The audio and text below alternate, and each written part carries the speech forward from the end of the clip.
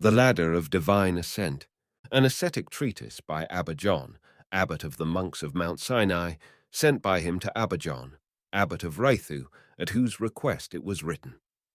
Step 30. Concerning the linking together of the Supreme Trinity among the virtues. And now, finally, after all that we have said, there remain these three that bind and secure the union of all: faith, hope, love, and the greatest of these is love, for God himself is so called.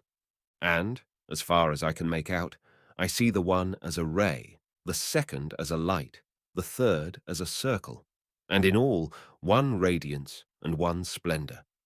The first can make and create all things. The divine mercy surrounds the second and makes it immune to disappointment. The third does not fall, does not stop in its course, and allows no respite to him who is wounded by its blessed rapture. He who wishes to speak about divine love undertakes to speak about God, but it is precarious to expatiate on God, and may even be dangerous for the unwary. The angels know how to speak about love, and even they can only do this according to the degree of their enlightenment. God is love. So he who wishes to define this tries with bleary eyes to measure the sand in the ocean. Love, by reason of its nature, is a resemblance to God, as far as that is possible for mortals. In its activity, it is inebriation of the soul, and by its distinctive property, it is a fountain of faith, an abyss of patience, a sea of humility. Love is essentially the banishment of every kind of contrary thought, for love thinks no evil. Love, dispassion, and adoption are distinguished as sons from one another by name, and name only. Just as light, fire, and flame combine to form one power, it is the same with love, dispassion, and adoption.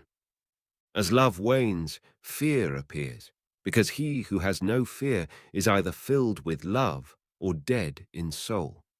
There is nothing wrong in representing desire and fear and care and zeal and service and love for God in images borrowed from human life.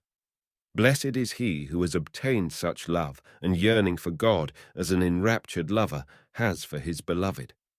Blessed is he who fears the Lord as much as men under trial fear the judge. Blessed is he who is as zealous with true zeal as a well-disposed slave towards his master.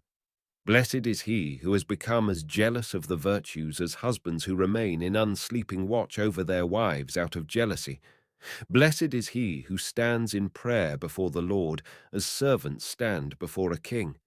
Blessed is he who unceasingly strives to please the Lord as others try to please men. Even a mother does not so cling to the babe at her breast as a son of love clings to the Lord at all times. He who truly loves ever keeps in his imagination the face of his beloved, and there embraces it tenderly. Such a man can get no relief from his strong desire even in sleep. Even then he holds converse with his loved one. So it is with our bodily nature, and so it is in spirit. One who was wounded with love said of himself, I wonder at it. I sleep because nature requires this, but my heart is awake in the abundance of my love. You should notice, venerable brother, that the stag, the soul, having destroyed those reptiles, longs and faints for the Lord with the fire of love, as if struck by an arrow. The effect of hunger is vague and indefinite, but the effect of thirst is intense and obvious to all, and indicative of blazing heat. So one who yearns for God says, My soul thirsts for God, the strong, the living God.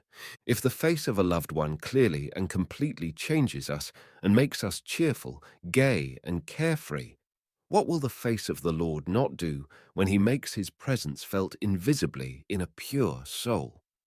Fear, when it is an inner conviction of the soul, destroys and devours impurity, for it is said, Nail down my flesh with the fear of thee.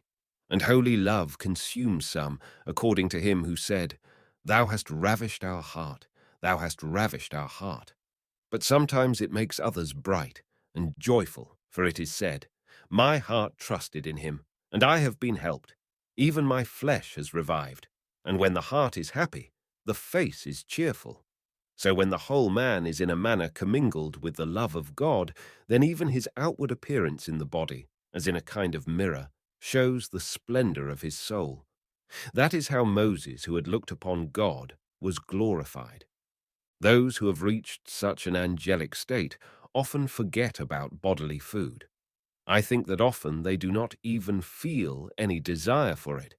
And no wonder, for frequently a contrary desire knocks out the thought of food. I think that the body of those incorruptible men is not even subject to sickness any longer, because it has been rendered incorruptible. For they have purified the inflammable flesh in the flame of purity. I think that even the food that is set before them they accept without any pleasure. For there is an underground stream that nourishes the root of a plant, and their souls too are sustained by a celestial fire. The growth of fear is the beginning of love, but a complete state of purity is the foundation of divine knowledge. He who has perfectly united his feeling to God is mystically led by him to an understanding of his words. But without this union, it is difficult to speak about God. The engrafted word perfects purity and slays death by his presence. And after the slaying of death, the disciple of divine knowledge is illumined. The word of the Lord, which is from God the Father, is pure and remains so eternally. But he who has not come to know God merely speculates. Purity makes its disciple a theologian who of himself grasps the dogmas of the Trinity. He who loves the Lord has first loved his brother, because the second is a proof of the first. One who loves his neighbor can never tolerate slanderers, but rather runs from them as from fire. He who says that he loves the Lord, but is angry with his brother, is like a man who dreams that he is running.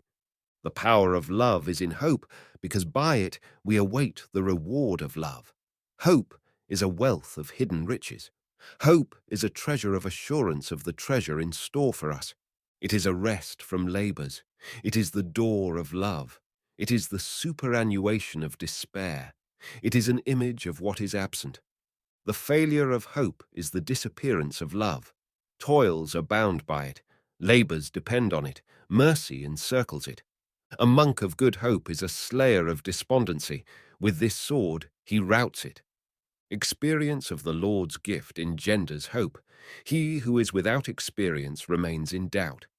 Anger destroys hope, because hope does not disappoint, but a passionate man has no grace. Love bestows prophecy. Love yields miracles. Love is an abyss of illumination. Love is a fountain of fire. In the measure that it bubbles up, it inflames the thirsty soul. Love is the state of angels. Love is the progress of eternity.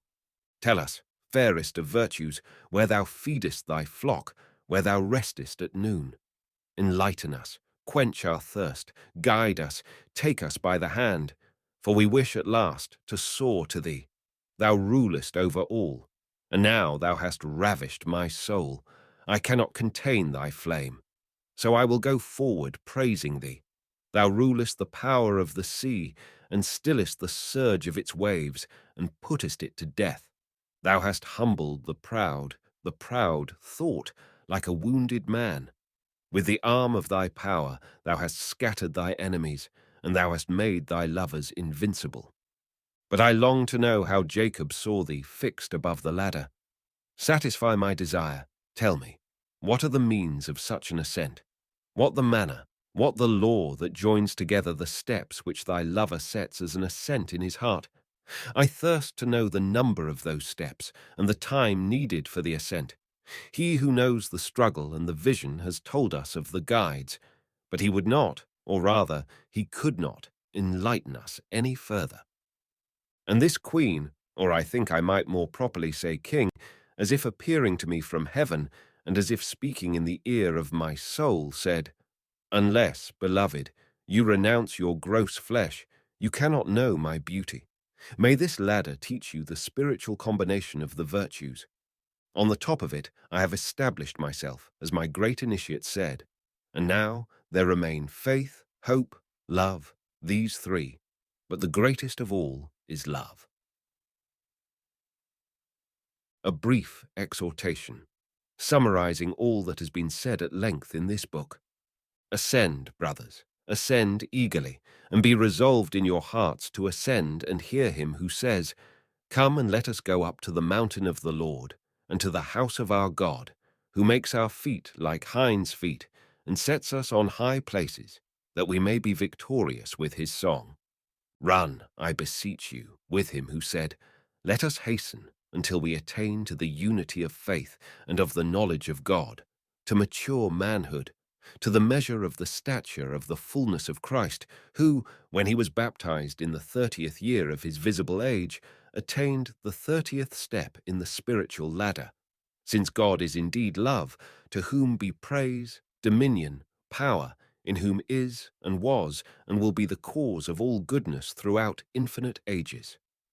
Amen.